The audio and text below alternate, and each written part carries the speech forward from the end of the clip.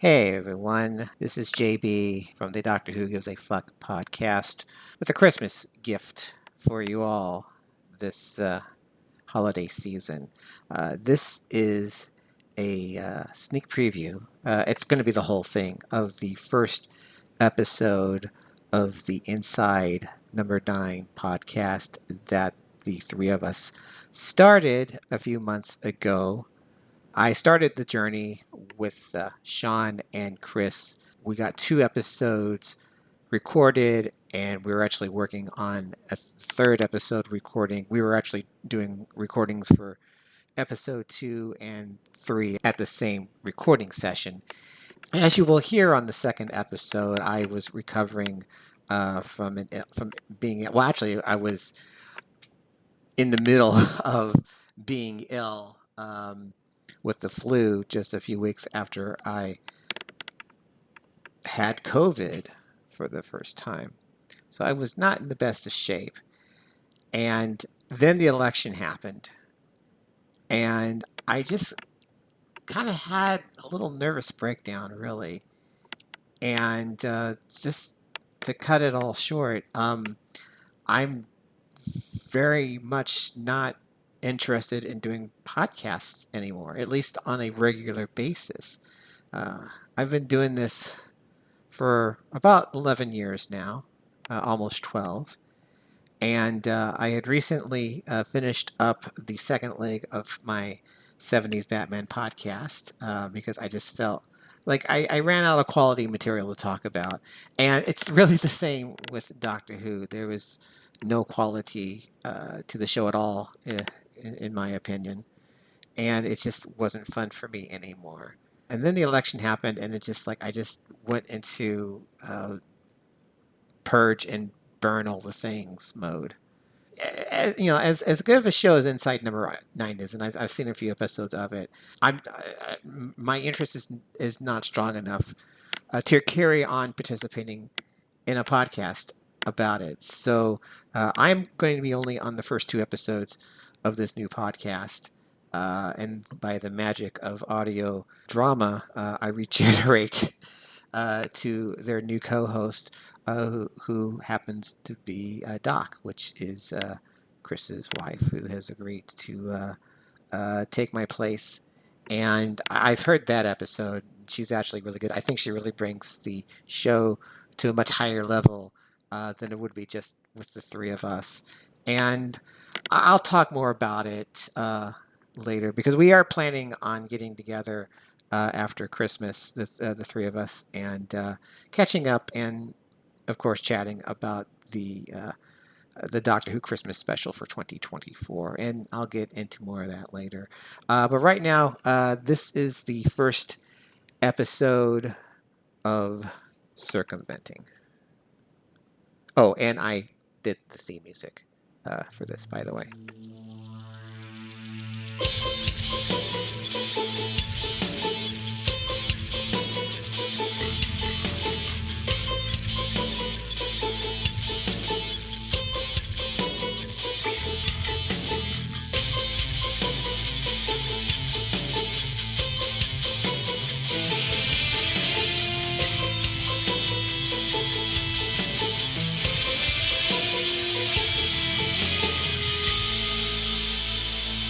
Hello, everybody. Welcome to episode 1 of The Circumventors, an Inside Number 9 podcast. This is Sean. This is Chris. And this is JB. And we're going to start things off, I guess, by asking you guys a question. First of all, what is your experience with Inside Number 9? Because I think that the three of us, it kind of varies. Like, one of us has only seen a couple. One of us has seen them all. One of us has seen some of them, right? I have seen them all, at least once. Okay. I have only seen 2 episodes, including the one we're going to watch tonight. For those of you who may be familiar with our podcast work, we used to do a Doctor Who podcast. And it was called Doctor Who Gives a Fuck. And every so often, Chris and Sean would start talking about Inside Number Nine, and I don't know what the fuck we're talking about here. And they kept trying to get me to watch it. I had BritBox for a while, and I had Inside Number Nine in my queue, but I never got around to watch it. You were ridiculously resistant too. I was. Yeah, you were like one of my parents. Well, okay. I mean, true confession time. I mean, it doesn't sound like it, but I'm almost 10 years older than Sean and Chris. So, Oh. you know, so it's you're not that far off. But he's also the pretty one, so don't give him any pity. Oh, thanks. So what was the other episode that you watched besides? I went ahead and watched the very first episode just to get a look at, you know, sort of get a feel for what the show was all about. Get a taste. Get a sousant, yes. But recently we decided to stop doing the Doctor Who podcast because we're tired of talking about Doctor Who because it's frankly not a show worth talking about anymore. But we wanted to continue podcasting together because we have such a great time getting together and shooting the shit, and it's almost like a therapy session for the three of us. Mm-hmm. So Chris broached the idea of doing an Inside Number Nine podcast, and I thought it was a great idea. And between the two of you, I guess Sean, you've seen most of the episodes. I've seen all except for those in season 9, or I'm sorry, series 9. And yes. I've only the later ones I've only seen maybe once and may not remember a whole lot about them. So yeah. So Chris and Sean are basically the old pros, and I am the complete newbie. So I'm watching these episodes for the very first time. So my take on the show might be a little bit different from Chris and Sean's, but that makes a little fresh. Yes, it's a nice sort of refreshing. Because I like listening to podcasts or YouTube videos where like someone is experiencing something for the very first time. Reaction videos. Yeah. So think of this as like a reaction podcast. At least a third of it is going to be a reaction podcast. We need to put it on YouTube. Oh, could you guys go out and buy some cameras, please? No. Okay, fine. I am not the pretty one. So I guess we have this very scientific way of choosing which episodes to watch, and that is I will spin the wheel of number 9s, and whatever episode title it lands on, that's what we watch. Okay. So prior to recording, I spun the Wheel of 9s, and it landed upon Love's Great Adventure. And the other night, I was like, I don't remember this episode at all. And then when I watched it, you know, a lot of it came back to me. But I was kind of embarrassed because for a show that's sort of a comedy / suspense / horror / whatever, this was pretty tame, but it wasn't. No, there's something deep underneath the surface. Fucking sneaky shit. Yeah. When I first started watching it, I thought, God damn it, you're making me watch a Christmas episode in September. Yeah, they have a lot of Christmas episodes. There's one for each season. Oh, okay. Is that like contractually obliged for every BBC show out there? They got to do a Christmas episode. Pretty much. I don't know. They also do a Halloween episode, or a scary episode. I don't know if it would air on Halloween, but the last episode of each season would be like a horror episode. And they've made some pretty damn good ones. And then there's the Halloween special, which is just a thing in of itself. Okay, so it's kind of like Treehouse of Horror, only British people. Yeah. Oh, the one I don't know the name of the episode, but the one where Reese and Steve play a gay couple, and they're staying in a cabin out in the woods. Yes. Mm-hmm. That episode is so fucking good. I can't wait till we get to that one. Yes. Spoilers. So that's Steve Pemberton and Reese Shearsmith, who are the two auteurs of the show. They write Correct. it, they star in it, and everything. And they have both been on Doctor Who. Yes. Reese wrote an episode too. Wait, did he? Yeah, didn't he write the Sleep No More? No, that was his wife that wrote that. His wife wrote it. Okay. Yes. All right. Yeah. A gal named Mark Gatiss.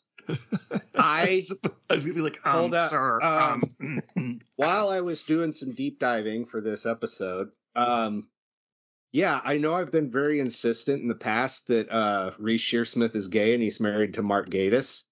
Mm-hmm. That is so not fucking true. What? I legitimately thought it was. So did man. I don't remember where I got that. Reese Shearsmith is married to a woman. I am so shattered. You have no idea. You got us 20 minutes into recording an Inside Number 9 podcast, and it turns out that Reese Shearsmith isn't even gay. Yeah. I thought they were going to. I was saving it up for this one, man. I didn't want to drop that on Doctor Who. They're not worth it anymore, man. I've been going around interacting with the world, thinking, what would Mark and Reese do here? They're the perfect BBC power couple. Oh dear. Oh yeah. Oh, that. Okay. Okay. All right. Now I think we should just ship that. Okay. We should just ship Reese Shearsmith and Mark Gatiss. Now Mark Gatiss is married to a man. Okay. But okay. I forget the gentleman's name, but yeah. Okay. If you're going to tell me that Mark Gatiss is married to a woman, I was going to. There's absolutely no fucking way Mark Gatiss. I was going to slap this microphone. No! Right. Sorry, Shearsmith. It was nice for the short time that I had. Sorry that I've been slandering you for a couple years now. I hope you're not litigious. Yeah. You know. It was honest error. Yeah. Yeah. No malintent or anything. I'm just stupid. Isn't there a movie or something where like some guy is recalling about how one day his dad told him that some actor was gay, and he went through his whole life thinking that this actor was gay until like his wife told him when they were older? No. It's not ringing any bells. No. Oh, okay. Somebody listening knows it. It's a cool story though. Yeah. But speaking of idiots, prior to this, like, okay, on the episode, what episodes have you watched? I've seen all of them. The majority of them I've just watched the one time. There's a couple that are particularly good, or for different reasons I might have watched a couple extra times. This episode happened to be one of those I've seen a few times. Probably saw it 2 or 3 times before I dived into it for this show. And all that time, in 2 to 3 viewings, I thought this was like the episode without a twist. And I thought it was just to be like a nice Christmassy kind of message. It's like, there's no twist here. The aliens weren't landing at Connor's school or what the fuck ever. It's like the twist is that there is no twist. Yeah. And then on this fucking watching of it, while I'm sitting there relatively sober, I'm taking notes and I'm thinking about what they're, paying real close attention to what they're saying and everything. And I realized is a fucking twist in this shit. Mm-hmm. And I never caught it before. And I was even texting these guys. I'm like, man, you guys, do you think we should start with this episode? Because I'm like, this is kind of an outlier. Why, maybe we should do something a little more routine for the first episode. Yeah. And then after I sent that text, it clicked because I was watching it at the time. Mm-hmm. And I was like, oh, God, I'm fucking stupid. I forgot all about this episode. I don't know why. but I remember when it was chosen. I was going to say when I chose it, I was like, oh, Love's Great Adventure. I think I kind of came back to me while I was watching it. But if it was, and I can't remember the name of the episode, but the one where they do everything in iambic pentameter or whatever it's called. I'm saying that totally wrong. I don't know. Yeah, there you go. I don't know what I would do. I don't know if I. Anyway. Wait, which episode was? Oh. Okay, I know the one you're talking about now. Never mind. Yeah. Anyway. All right. So I guess we should get started with the discussion of tonight's episode. So, JB, I'm kind of curious, when you were watching this, did it surprise you that it was more like what they call a kitchen sink drama? Yeah, I was just kind of, I mean, knowing that the premise of the show is that it's kind of dark and like there's always like a twist that something gets you. So twist at we're not going to fucking quote Doctor Who in this show, but I just kept bracing for when's the twist going to happen? Because like I said, I did watch the very first episode, and that was really strange episode, which we'll talk about eventually here. That was the sardines one. Yeah, the sardines one. Yes. And then it's like so we have Steve Pemberton playing the dad. And I was like, I've seen this guy before, and I'm just trying to, and like, it's probably on Doctor Who, and I couldn't remember it, so I did some research a few days ago and figure out which episode he was in. But yeah, I'm pretty sure like 95% of the people that appear in this show have been on Doctor Who. Yeah, that's probably going to be a game that we're going to be playing throughout, like, who's been on Doctor Who. But yeah, this is like sort of your typical British kitchen sink, what they call kitchen sink dramas. And it's literally because it's in the kitchen. I think all the scenes play out in the kitchen, I think. Yeah, they do. Yeah, I'm trying to think. Yeah, and what's interesting is that normally these episodes are set in like cabin number 9, room number 9, hotel room number 9, Lock 9. Deck 9. Yeah. Elevator 9, whatever. This isn't like that at all. This is all about the 9th day on the Advent calendar and what happened on that day. Which we don't see in order because what happened on the 9th day was so intense that they didn't even open up the Advent calendar for that day. I did some digging on day 9 of the Advent calendar. And it turns out that it's more than just convenient because it fits the theme of the show. Okay. Like day 9 is supposed to be for carrying each other. Bringing additional the Christian one and that the Christian version's that, and it means bringing folks to prayer with you or doing extra mass and just taking care of family and shit. Okay. And exactly. Okay, yeah. In Judaism, please forgive me, anyone who knows how to speak Hebrew. I don't speak Hebrew, so forgive me if I massacre this, but it's called. Hold on, I'm hovering over the cancel button. No, it's called Tisha B'Av, and it's a time of mourning and fasting and reading from the Book of Lamentations. So yeah, that's interesting because this is Advent certainly itself means arrival, and it's to celebrate the arrival of the Son of God, right? And this show features the Son returning. Okay, and I was like researching this shit, and I'm looking at it, and I'm like, they fucking did this on purpose, man. Fuck. Like I found some shit here. You got a little woo woo there, and I was a little. I did, yeah. Yeah. So I'm actually like I've got the episode on my screen. I've got it muted here. So while you were talking about the history of Advent calendars, there was a scene of the little boy, acting like he was like flossing his ass. Grandma's knickers. Yeah, that's this inside joke that they all have, and it's just like it's not that funny, but they just crack each other up. It's a game. Okay. But it's hilarious that the last one is actually really funny. And it's like, Patrick, when you're upstairs looking at your videos, what do you hold up to your face? so gross and nasty. Oh, he could have gone farther. He could have been like, "What do you wipe your knob on?"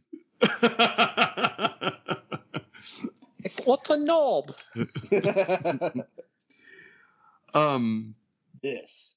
Gentlemen, now you know what kind of a podcast we are, ladies and gentlemen. Turn back now. Yes. If you're looking for sophistication, I'm sorry we've wasted the last few minutes of your life. And we're drunk, okay? Well, two of us are drunk. I'm actually doing a dry September, with the exception of last week, because I live in New Orleans and I wasn't going to stay sober through Francine. Fuck that. And truth be told, I'm not drunk either. Oh shit! I'm sorry. No, I'm high as a fucking kite, but I'm both. But I'm not. Well, I'm having a beer, so but I'm not drunk yet. Just like beer number 2. Yeah, this is going to be a sort of a drunken podcast, folks. For those of you who, again, are not familiar with the other podcast the three of us did. And there's going to be some F-bombs.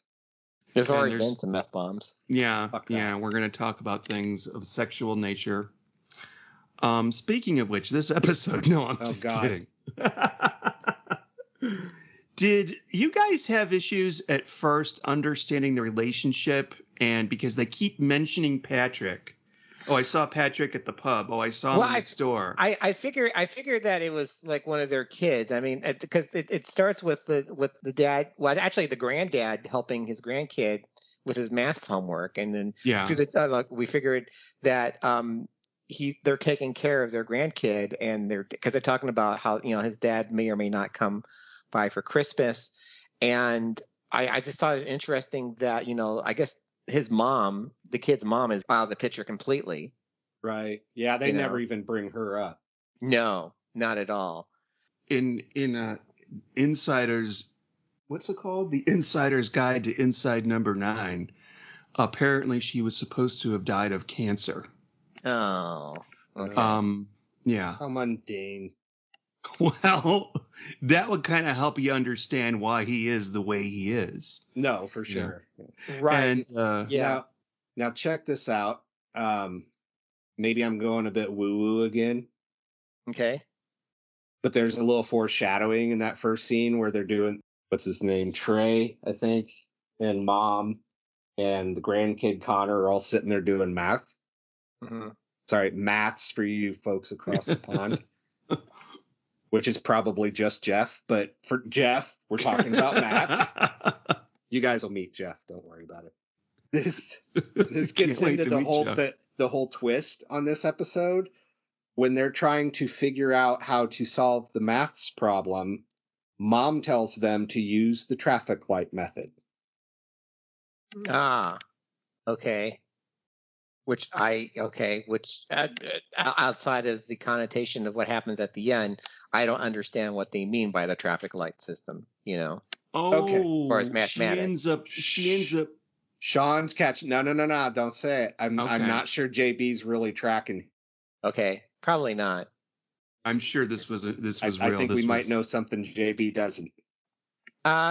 Maybe, but it had to be intentional. It's very fucking subtle, and this episode is all about the subtleties. Yeah, all these little subtleties. I mean, later on we talk. So Reese Shearsmith's role in this episode, he's like a driver's ed teacher, but he's also like part of the family. Is that? Am I gathering that correctly? They're brothers. He's one of them's brother, but I'm not entirely sure if he's the man or the woman's brother, but he's one of them's brother. Right. So okay. So I think he's Trevor's brother, because she at one point says, "Why don't you ask your brother?" And he said, "I'm not going to ask him for money. Like it was beneath him to ask." Yeah. Okay. And that little scene where they're having a cry, or he's having a cry in the kitchen. Mm-hmm. Nobody's that close with their brother-in-law. Yeah.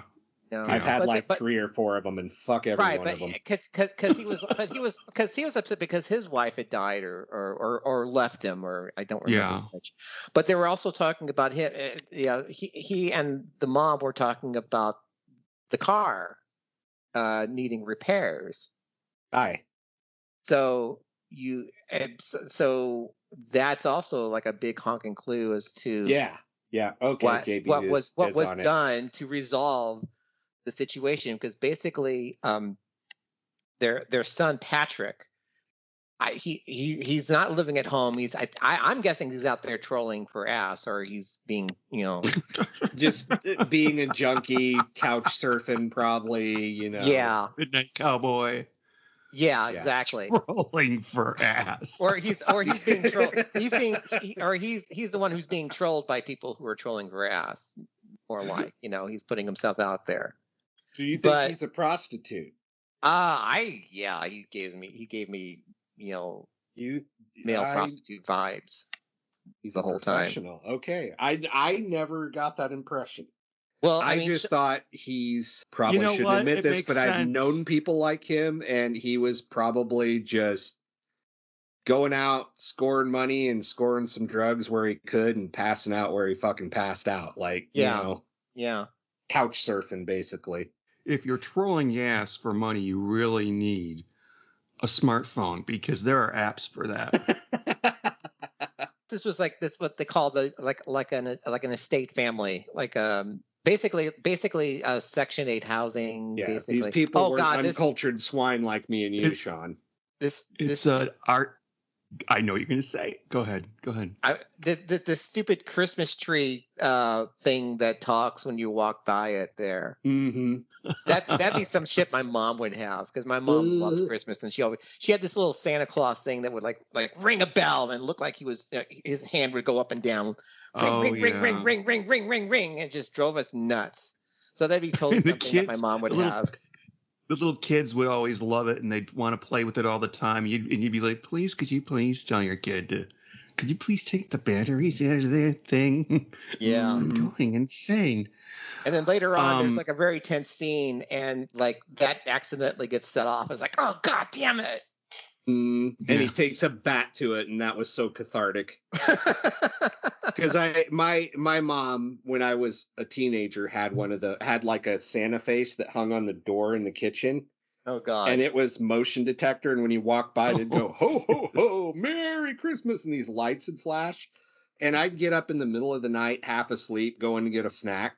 Oh God! And I'd walk into the kitchen, and that thing would go off, and I'd go through the fucking ceiling. And I got to the point where I would hide it, or I'd take the batteries out and hide them. Sometimes I'd hide the batteries one place and the fucking thing somewhere else. And yeah, I hated that fucking thing. And I so wanted to take a bat to it, or, any blunt object.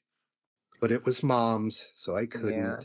Yeah, I spent a lot of my time watching this episode just like really like cringing and almost getting in the hives, because it's like just the fact that I'm so fucking glad I don't have kids. I knew you were gonna say that. Yeah, this should be shown at like birth control conventions or something. Oh yeah, because we just lost a portion of our listeners, I think. But okay. Well, we lost probably like a third of our host, our third host here, because he is, out of the three of us, he is the family man. So I'm sure a lot of this, was ringing. Whoops, I forgot. That's right. Yeah, that's right. But it's not a funeral, guys. Fuck. No, but it's just like, oh my God, thank God. I mean, because it was a little bit. That was a little bit Gap Girls there for a second. Okay, I don't understand the reference here, but let's go on. But no, because it's like my partner Darlene, my heterosexual life partner. Well, we've had sex, but we've been together 20 years, and really, yes, we have. And you're living in sin, dude. Well, yeah, okay, deal with it.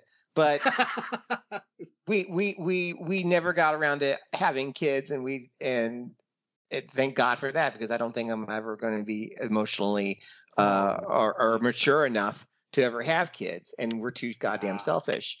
And Sean's the resident gay of this podcast, so that's not going to happen. So Chris, and people are always like, "Well, you still can adopt." I'm like, "Bitch, it's like $10,000 to adopt a baby, and we're talking about a Vietnamese one, not even like one from Europe or anything like that. And we only have the most fashionable babies. Right. And So if there's one big perk to being gay, it's you don't have to worry about accidentally knocking somebody up. That's true. that's true. So, but Chris is he's got the wife and 2 kids, and so I'm being very careful. It's great that if it works for you, I just know that this would never work for me, because I'm also flashing back to when I was home with my mom and dad and my sister, and a lot of Christmases we would just not look forward to Christmases at all, because every year my dad, who was a music teacher, had to do the Christmas concert, and he would always stress the fuck out over the Christmas concert. And it's like, Dad, no one gives a fuck about how bad these kids play their instruments. They're just going to come to see their kid play, and That's true. You put us through this misery every fucking year. And yeah, so I guess maybe I was having some flashbacks about some really bad holiday memories from my past. You know what's fucked up though? I can't. I mean, maybe it's different in England or whatever, but in the States, it seems like most people I know, and I know a fair smatter, you guys who are bachelors and gay and living in sin and all that shit. Or wait, no, neither one of you is actually a bachelor. Never mind. No. My bachelor days are behind me, I'm afraid. Yeah.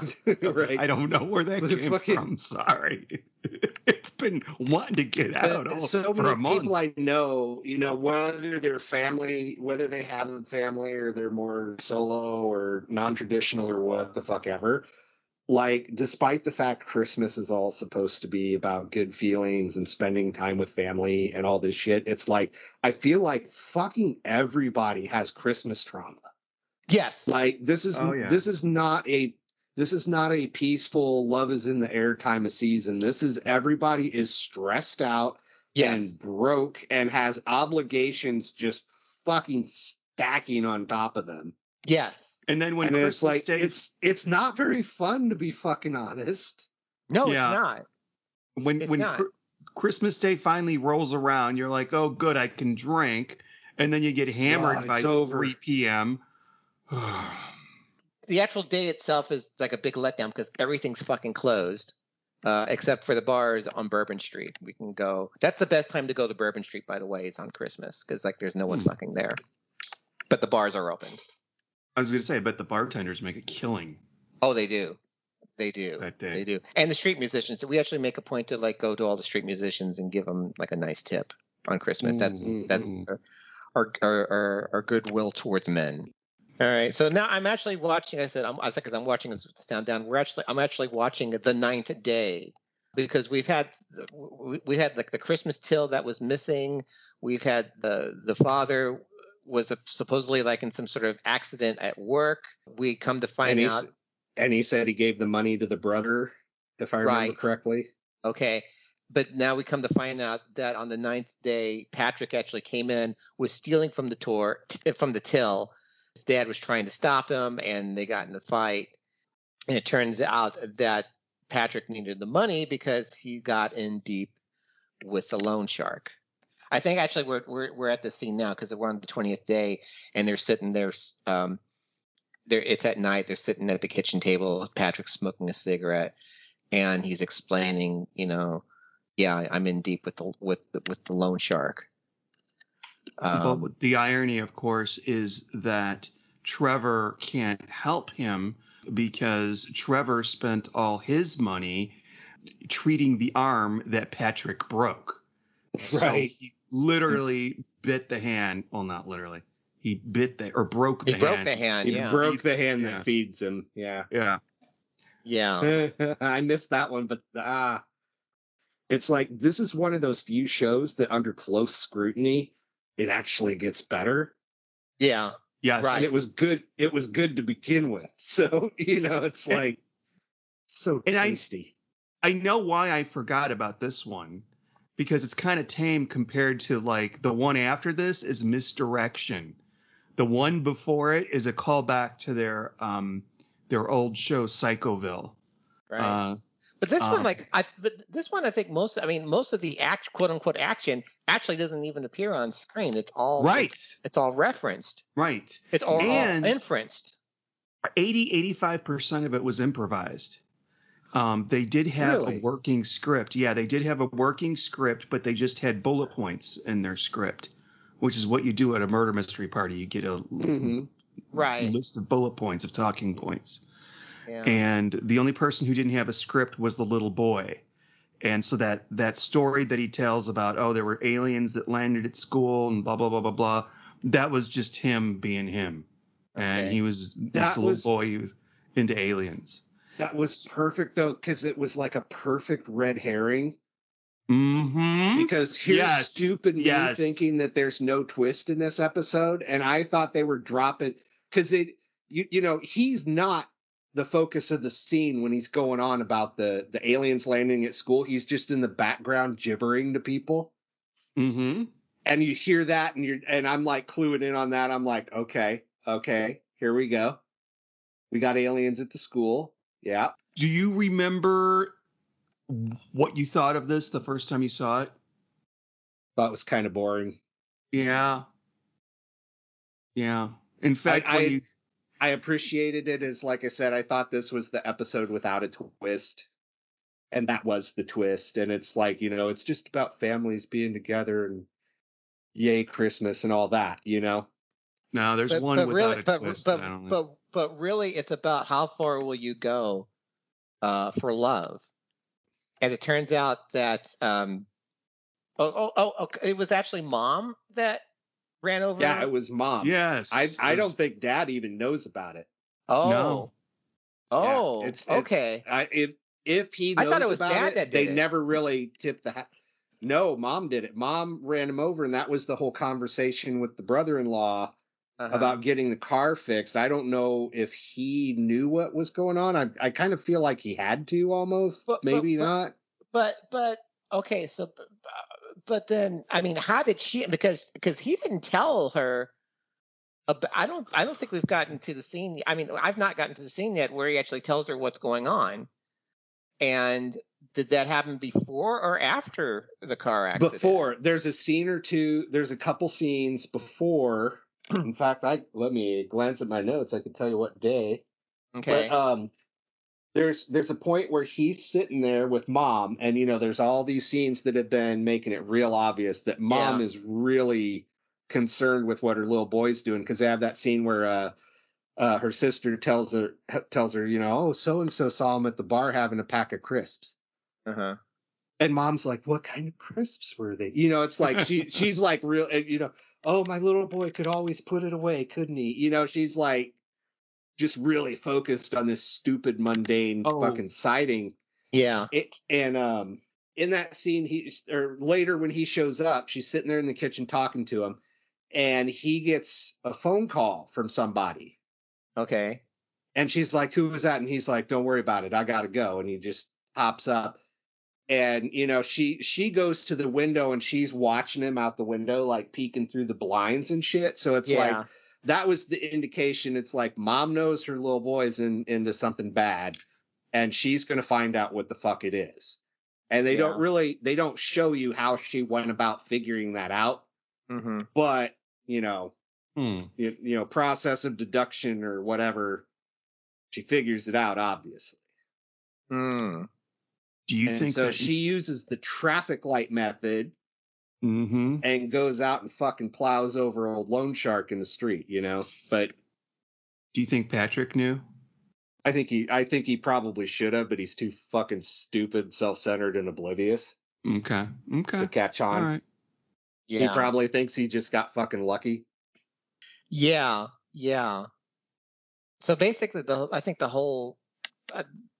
I guess the theme of the episode is that how far will you go for your family? Love's greatest adventure. You're basically taking your life in your hands and almost taking someone else's life. Do you guys know where the title comes from? I have no idea. No. The title comes from a 1984 song by the band Ultravox. That's the title of their song, and it's the song at the end credits of this episode. Okay. One of the fun things about this show is they always have this sort of random song at the end and the end credits that means more than it actually. It always has like a double meaning. And yeah.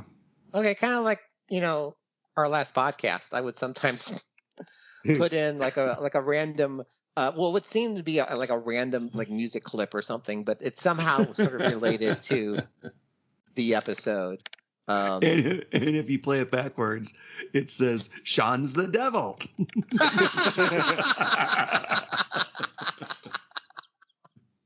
It's true though. Number 9. Number 9. I tell you, Galileo. Yeah, the mom's giving me some really like heavy Kate Bush vibes here. I don't know why, but so I have a note about her. Yes, there's a note. She was a longtime resident of Coronation Street. Okay. Which I know is a very, very big deal, and a lot of people over there watch it. I have never seen an episode of this. Yeah. But apparently for like over a decade, she played Anna Windass. What an unfortunate name. Yeah. Spelled exactly how it sounds, too. Oh, dear. I'm so sorry. So sorry. I'm 8 years old. I'm 8 years old. No, you're having the same reaction I had when I figured this out. I was like, Anna Windass? It's Gaelic. It means fart. You became residents, the lady of the house speaking. Lady Windass. I remember years ago on Letterman, they had an advertisement from some newspaper for like I don't know what it was, used cars, and the salesman was there, and his name was Dick Assman. So they sent a camera crew out to buttfuck Wyoming or wherever this was to talk to Dick Assman at his job. And dear God. You know who has a good name? Ooh. Sean Bean. Is it Sheen Bean or Sean Bean? I'm going to kill you. I'm going to kill you. Bean? I swear to God, I will kill you. I will kill you. Don't. What? Don't. What? What did I do? Be very thankful that we all lived out like hundreds of miles away from each other. Yeah. And like through the miracle of Skype, we can do this once a month and not have to like try to strangle each other. I remember years ago, when I worked, I don't know if this is all should be in the podcast on its first episode or not, but yeah, we tend to drift in topics here on this, so I don't think that's going to change. Why wait to alienate them? Let's just get it out of the fucking way. I think people enjoy that. I think the people who get us enjoy when we go off tangent here. Yeah. His name's Jeff, by the way. Yeah. When I used to work in customer service on the phone for Xerox, I did get people, how do you spell your name? Because they're expecting a fight, because they're Karens. Mm-hmm. And I'd be like, trying to start shit. Yeah, SEAN. And okay, scene. You can't believe how many people said that. And then I would say, no, it's Sean, like Sean Connery. Okay, now it's 2000. It's the year 2000. I'm pretty sure everybody should know who that is by now. Right? Right. Yes. Sean Connery? Yeah, I would think so. Apparently not. But I should have been like Sean Puffy Combs. Timely. No, you don't want to be him now. You No. don't fucking want to be him now. Yeah. Anyway, Chris, do you have anything else? You said you took a copious amount of notes for this episode. Was there anything else that you wanted to share? We hit a lot of them. There is the issue of the brass rabbit. Oh, yes, thank you. Tell us about the brass rabbit. Do you guys not know? Oh, well, somebody who might be listening to this might not know. So I thought this was the case. I didn't actually Google this, but I've seen it in other episodes, and I know the episode where it was featured mainly. But basically, yeah, I know. I'm sorry.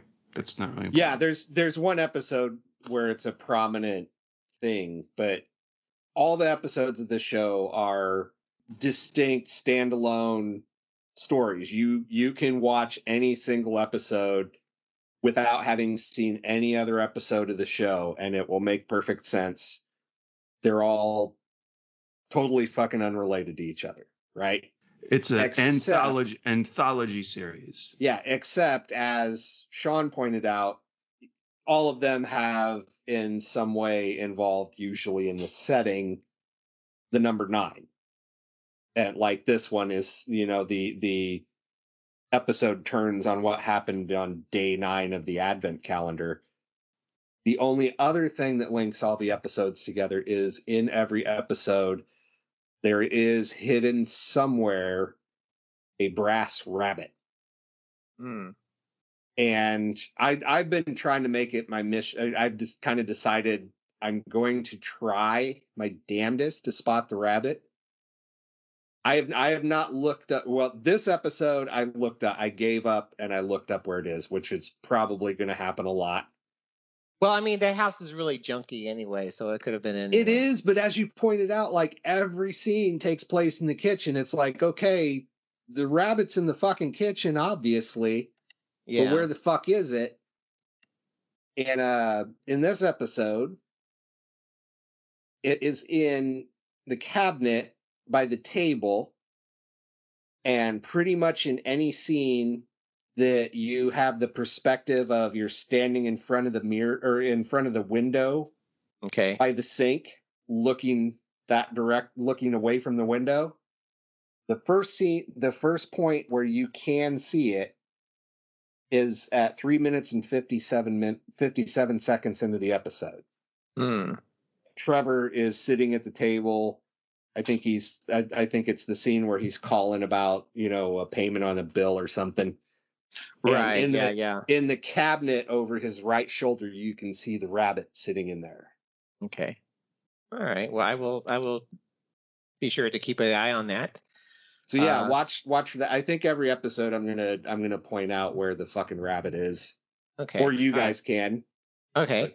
Or those of you who are listening can write in on whatever email address that we have to set up here and let us know. I will keep a vigilant eye out.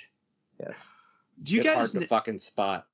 It's really fucking hard to spot. I knew where the fuck it was, and I still had trouble finding it. Yeah. We haven't really talked about the daughter on this. Oh, yes, that's true. Yeah. So sad.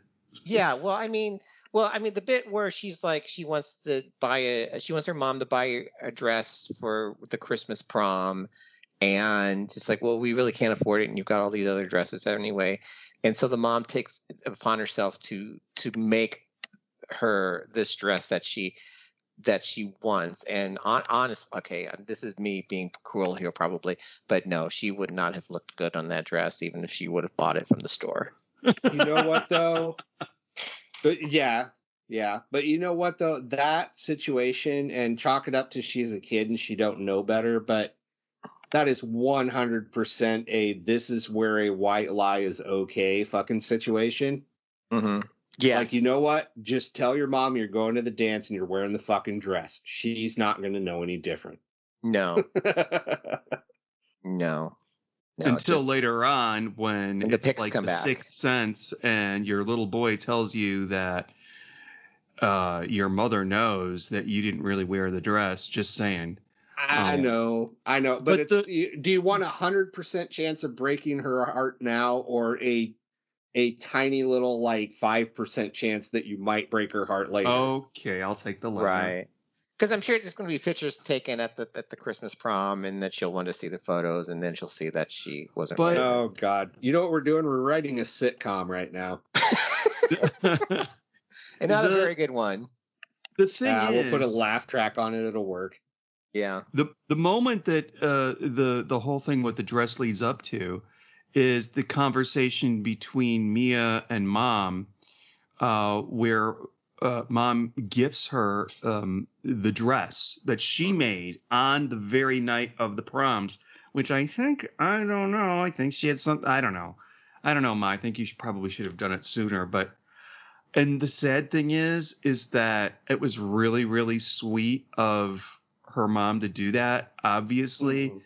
But to be honest, I probably wouldn't have liked it either. Like, well, I mean, yeah. If I knew a kid at school, and this is so sad, to pull off that dress. Yeah. Au contraire. Sunday night would disagree with you, dear friend. Well, just the fact that, like, I mean, it was probably a designer dress, and, like, you know, the kids at school would be able to tell that, you know, her mom made that dress. You know, it's like you're basically you've got a target on your head. It's like the first what comes to mind is like the first episode of Buffy the Vampire Slayer, where we meet Willow. And, you know, and Cordelia chases showing Buffy around, and, like, they bump into Willow, and Cordelia says, "Oh, nice dress, Willow. It's nice to see that you've seen the softer side of Sears." I remember this. And Willow goes, "Well, my mom picked this out for me." And it's like, wow, no shit, you know. So yeah, kids get ostracized for that shit. I mean, God, I would hate to be a high schooler today. My mom picked kids out are all bastards. my stuff. My mom picked out all my stuff. I had the power of veto over a lot of it, but well, see, but we're guys. I mean, it's different, you know, because we can just, you know, we wore our Huskies, and we had our T-shirts with, like, you know, Batman or Spider-Man on them, or we had, like, really, you know, I had these really, I mean, I wore some really fucking ugly shirts, you know, in the 70s in grade school. I've got the photos, you know, I have proof. Do you guys remember I was grunge about 10 years before grunge was cool. Do you guys remember those fucking shirts that they would change color when you touched them because of the heat? Oh, what a crock of shit. Someone tried to make a comeback with those recently. Really?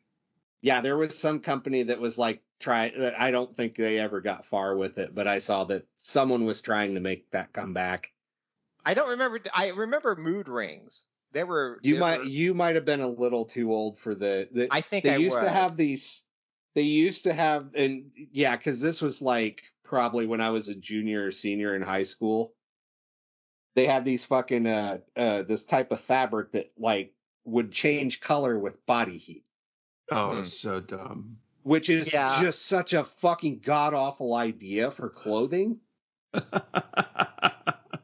Like, what kind of chemical reactions it's are occurring on your skin? Yeah. Right, yeah. Exactly. How can I let everybody in the room know that my crotch is a little bit fucking warm?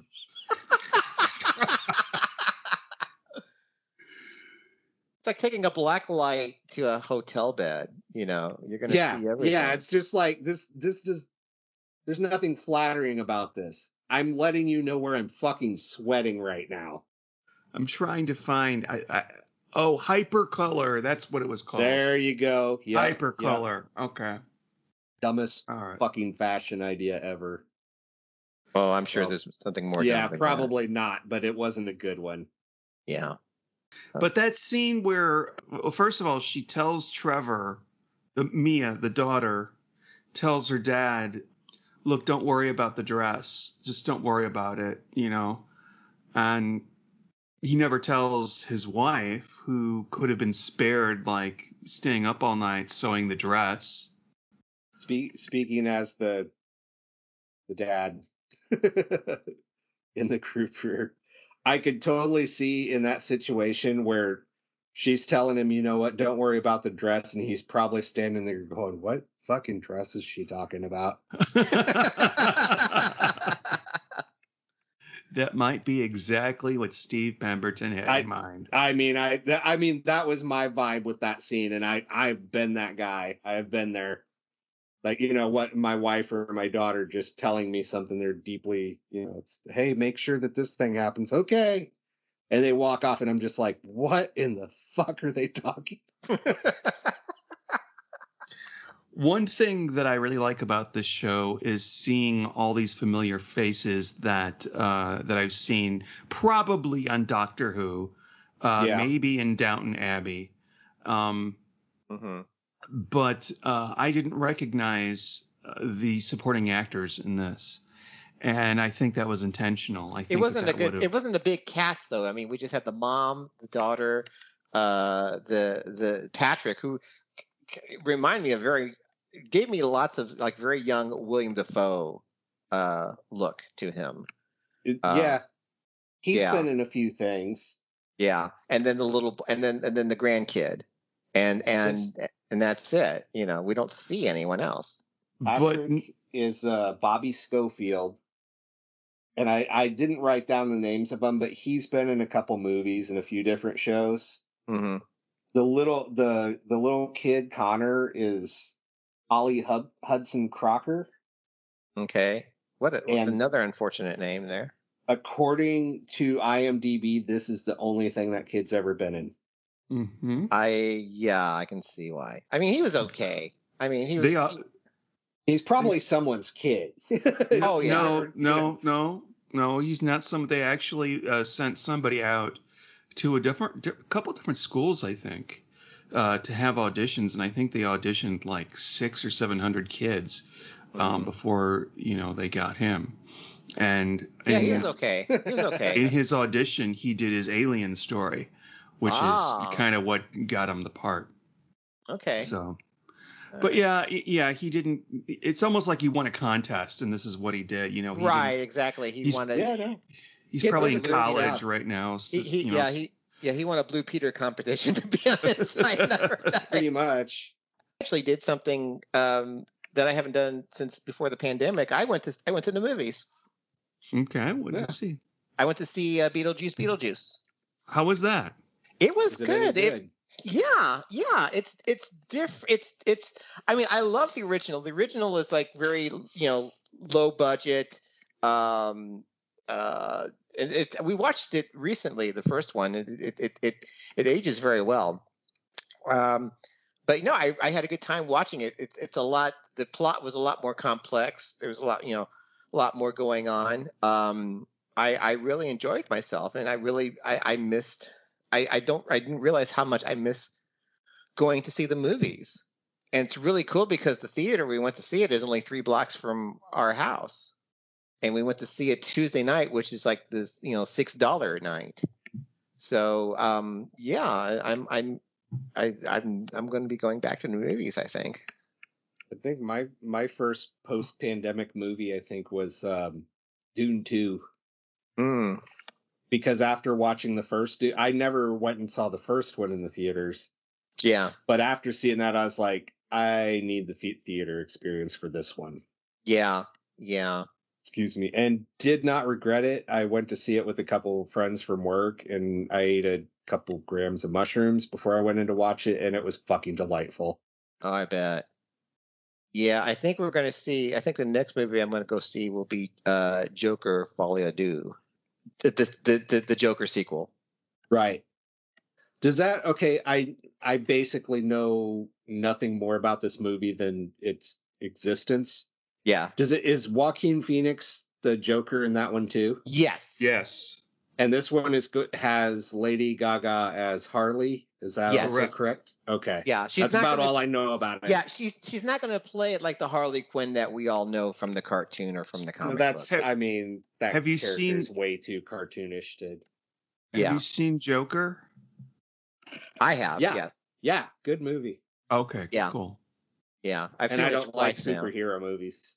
Well, it's not a superhero. It's not really. It's really not a superhero. It's not. I mean, they just happen to, call it. I mean, it takes place in the Batman universe because it's in Gotham City, and like the Waynes get killed at the end of the first movie, but it's so not a superhero movie. It's Right. it's a Yeah, natural I bona agree. fide natural bona fide film. Now it's going to be interesting because I mean there's going to be a lot of musical numbers in this sequel. So, but I'm looking for, because I really did enjoy the first movie. A lot of people I knew who watched it just like were really unnerved by it, and it's like I don't feel the need to ever watch this again. But it's like, no, this is great. Oh, yeah, I That's know. I kind of love an it. earmark of a really good And- fucking movie. Yeah. I don't want to show my gay too much, but if there are musical numbers and Lady Gaga is involved, Yeah. chances are it's probably You're going to be in. good. Oh yeah. Yeah. All right. All right. So, have we touched everything we wanted to touch on? One more thing, sir. I've got one more thing. Yes. Such an awkward question. Well, Robert Altman. Do you know who Robert Altman is? Anybody? the name Anybody? sounds familiar. He never returns my calls. So Robert Altman made a lot of movies. He's no longer with us. His first movie, the reason that That's I why thought he of never him, returns my calls. Chris, we're talking about a dead man, and we're talking about a huge contributor to cinema, to American cinema. yes. This is disgusting. Sorry. Can I Yeah, continue now? Sean's the resident cinema snob in this No, podcast, I'm folks. Did you almost say cinema shit? No, I did not say that. See, that's what we should. We got call the a bad podcast. Skype connection here. Sorry about that. Cinema shit. Cinema shit. That's the next podcast. Coming up next, Pink Flamingos. Cinema shit. Oh, please keep Okay, this so- in. I want there's going to be some I was granny. I'd like to listen to the Inside Number 9 podcast. I was just thinking I might get bored later and make a commercial for cinema shit. I'll do that. All right. I'll leave this in and I'll make a commercial for cinema shit and just throw it in. Well, I'm so much better now that I took cinnamon shit. I'm picturing it like the theme to I'm picturing it like the theme to Entertainment Tonight. Cinema shit. When I was little, Cinema shit. the first time that I saw Entertainment Tonight, I got really mad because in the bottom right-hand corner of the screen, it says E.T., because the Entertainment Tonight. Mhm. And this is why I got mad, because I didn't think E.T. was that good of a movie. And how dare they draw attention to it? Jesus. Like, what kind Oh man. of fucking mind thinks that? I actually know someone who's like was scared of ET and it still is scared to ET to this day. Like scared the shit out of her. I mean, tell me you wouldn't shit your pants if you found that on your porch. It's ugly. He's ugly. I'm sorry. I can't get on board with that movie. I just can't.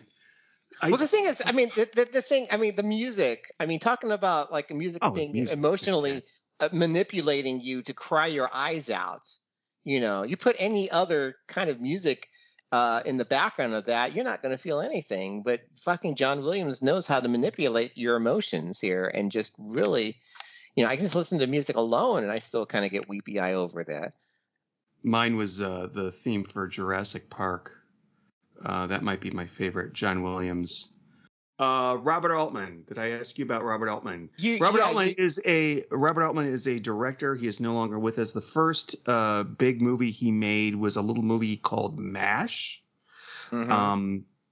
I had to watch this for my other podcast.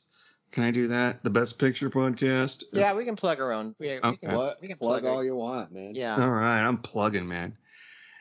Anyway, so the thing about Robert Altman's movies is a lot of times they have this huge ensemble cast. There are no main characters. Everybody is a secondary character. And every character has their own storyline. Mm-hmm.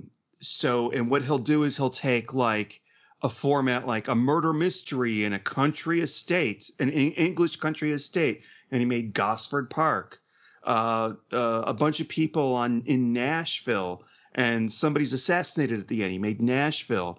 And these all different people are in these movies. A lot of people that you would recognize now. Like I remember Shelley Duvall was in Nashville.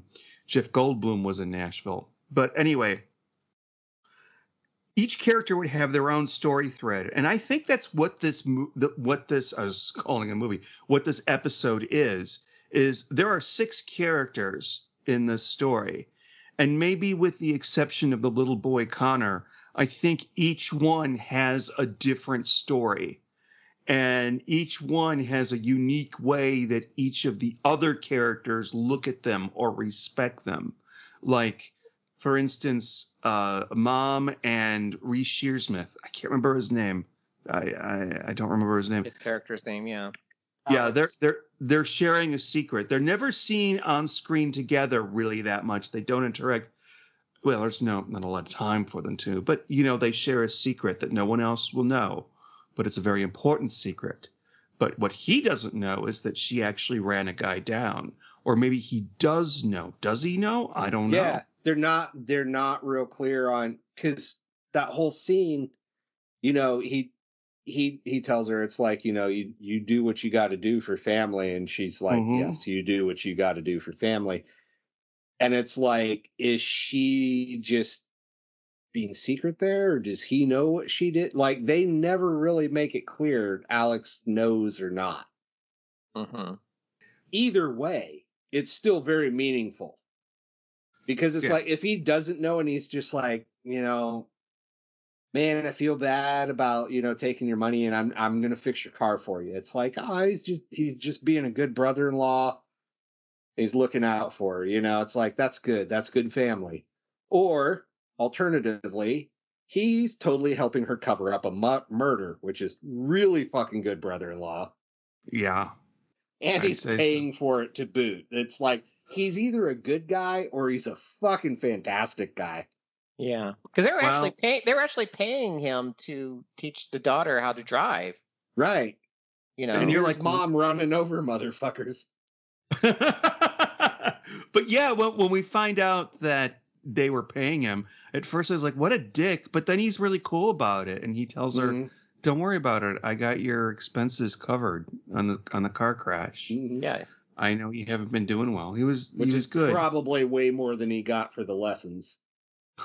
Yeah. Let's be honest. So basically, I mean, I guess there's like 2 themes. I think there's, or maybe it's one. Like, if you're willing to lie and you're willing to like actually, run people down in order to keep a family together, is that love's greatest adventure? Is you lie and you do that's kind of the negative way to look at it. On the other side of it, it's like they stuck together, they got through this problem, and okay, sure, I don't know anything really about this loan shark other than he was a loan shark and he was probably going to beat up, severely maim, if not kill Patrick. Yeah. So I'm not feeling a whole lot of sympathy towards this guy, and I kind of feel like he probably deserved what he got. Oh, yeah. Yeah. And in the meantime, it's like, yes, there was some deception going on in this family and shit, but did they not all kind of come out the better for it? Yeah. Yeah. They shall never speak of it again, though. Yeah. No, but I mean, there's been shit like that with not that we ever killed anybody, or at least not that I'm going to fucking admit to, but, there's shit that goes unspoken and there's a reason for it, Yeah.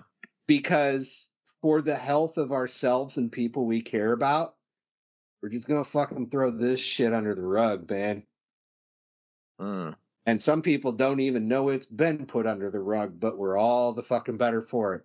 Yeah, and it's up to you as the viewer to decide whether or not it's justified or not. They don't come out and like try to give you a message. It's like, oh, you should never do this, or it's like, oh, you should only do this under extreme circumstances. It's okay to do this. it's very. I mean, they present it to you, and it's up to you to decide. Well, did they go too far or not? And As a parent, I'm going to go out there and say, if someone's threatening to kill your kid, fucking run them over. It's okay. Right. Don't get caught. Well, yeah, don't get Fucking caught. run them over.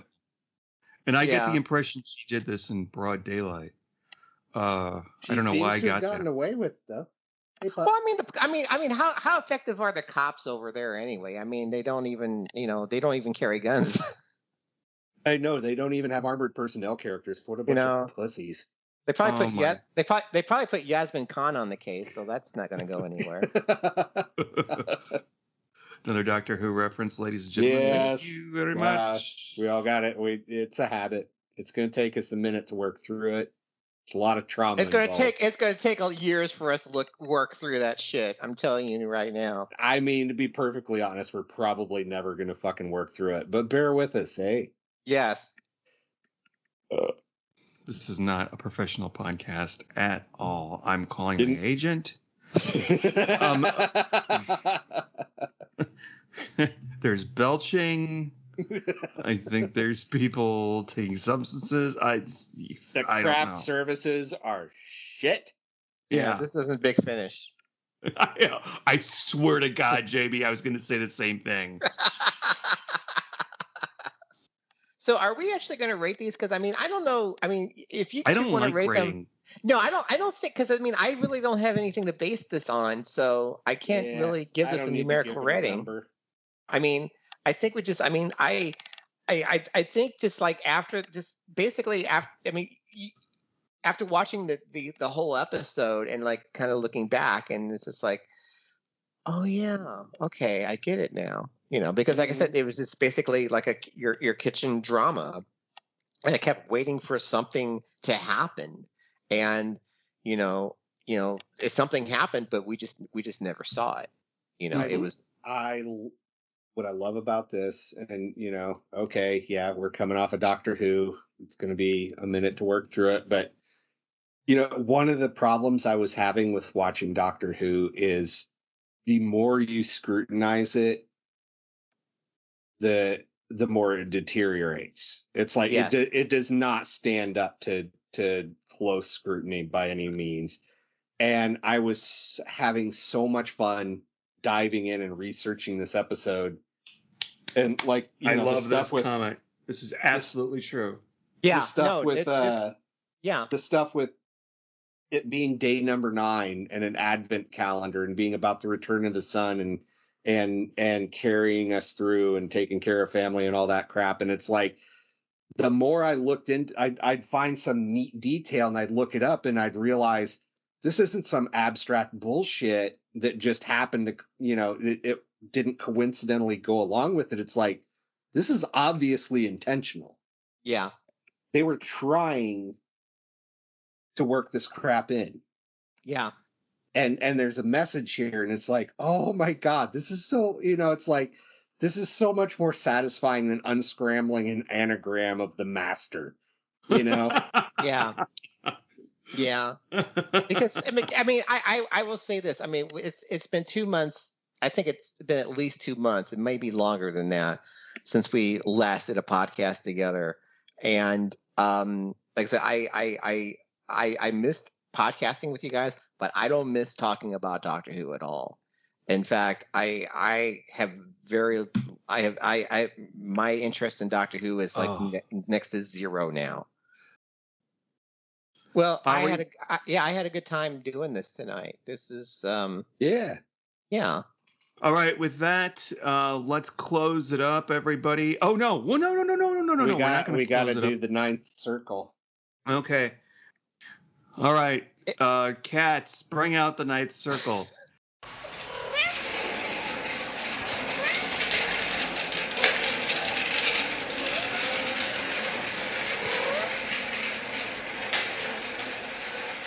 See, what the kids don't realize is that the 9th circle is actually the wheel from the Cabot Cove confab, but redesigned. They think they're in a different show. They think they're in a different show. Yes. All right, so I guess we'll go ahead and spin the wheel then. All right, spin it. There we go. Oh, this is really exciting here. I wonder what we're going to be talking about next. It is exciting. I love it. I love it. Oh, here we go. Okay, we're going to be in Series 3, Episode 2, The Bill. That's the name of it. The Bill. And it's not about my dad, because my dad's name is Bill. Okay, it's not about... 3-2 the bill. 3 the bill. It's not about a clay puppet man who gets squashed. No. Okay. Jesus Christ. Yeah, I don't remember which one this is offhand. You'll know it as soon as you start watching it. But I usually, yeah. Okay. All right, so that's for next time. All right, everybody. Well, good night. And this has been Sean. Chris. And this is JB. And Commemorators. What? The name of the podcast, the Convertinators. Circumventors. The catalytic converters. Okay.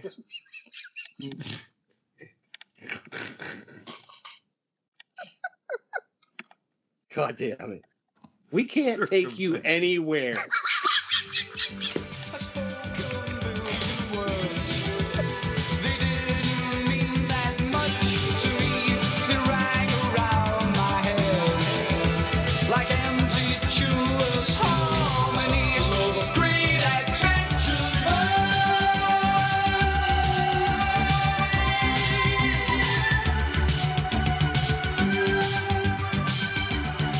Check us out on Facebook at Circumventing, an Inside Number 9 podcast. Or, if you've got something to say, drop us an email at circumventing9@gmail.com. We don't have a Twitter, because Twitter's for assholes. Lying side by side.